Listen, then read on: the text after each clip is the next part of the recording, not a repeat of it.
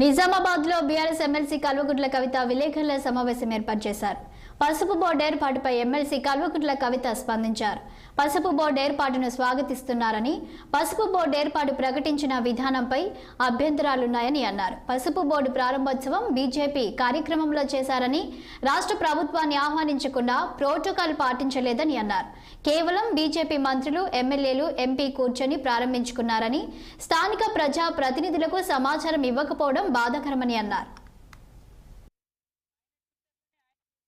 Spices board Benz car లాంటిది, పసుపు board ambassador car లాంటిది. ఆనాడు అంబాసిడర్ కారు కోసం బాండ్ పేపర్ రాసిచ్చిన, కానీ మోడీ గారు నాకు బెంజ్ కారు ఇచ్చిండు ఆయన. కాబట్టి నిజామాబాద్ జిల్లా ప్రజలందరూ కూడా ఆనందంతో ఉత్సవాలు చేసుకోవాలని ఆనాడు చెప్పారు. మరి అలా పసుపు బోర్డు ఎందుకు ఇచ్చినట్టు? ఒకవేళ ఆల్రెడీ బెంజ్ కారు ఉంటే మళ్ళీ అంబాసిడర్ కారు ఎందుకు ఇచ్చినట్టు? అంటే ఈ వైరుధ్యం ఏంది? మీరు మాట్లాడే మాటలలో అన్ని వీడియో రికార్డ్స్ ఉన్నాయి. ఇవాళ రేపు నేను మాట్లాడలే మీరు తొండి అంటున్నారని కూడా లేదు. ఆయన ట్విట్టర్లోనే, ఆయన ఫేస్బుక్లోనే మొత్తం అన్ని వీడియోస్ కూడా ఉన్నాయి.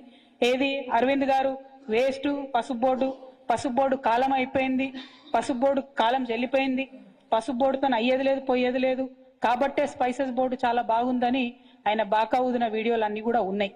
మరి దాన్ని ఏమంటారు అన్నటువంటిది ఇవాళ బీజేపీ పార్టీ చెప్పాలి.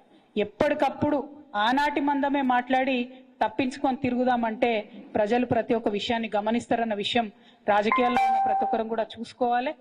స్పైసెస్ బోర్డు బెంజ్ కారు లాంటిది, పసుపు బోర్డు అంబాసిడర్ కారు లాంటిది. ఆనాడు అంబాసిడర్ కారు కోసం బాండ్ పేపర్ రాసిచ్చిన, కానీ మోడీ గారు నాకు బెంజ్ కారు ఇచ్చిండు ఆయన. కాబట్టి నిజామాబాద్ జిల్లా ప్రజలందరూ కూడా ఆనందంతో